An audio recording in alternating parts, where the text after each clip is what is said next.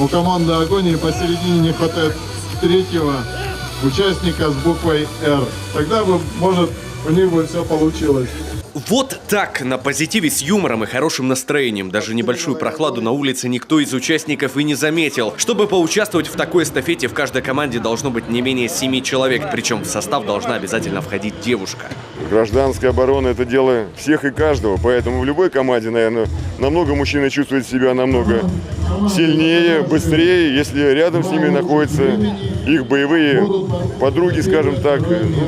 Ну, здесь не запрещено. Есть некоторые коллективы, где к нашему, пока, к сожалению, девушек и женщин нет, поэтому мы разрешили, так сказать, по одному легионеру из каких-то подразделений, прикомандировали на период проведения мероприятия. Первый этап. 2 участникам надо оказать первую помощь девушке, перевязать ей голову бинтом и в противогазах пронести до следующего этапа, который в 100 метрах.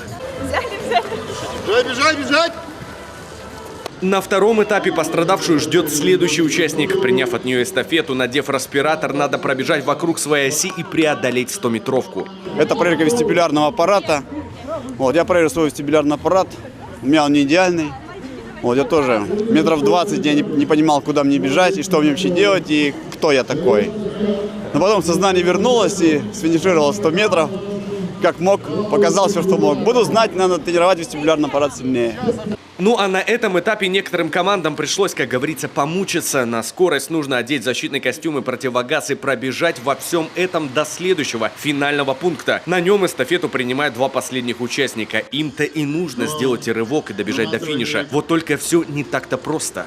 Таким образом, участники должны были показать слаженность действий между собой. Было больно сначала, а потом уже как бы сориентировались.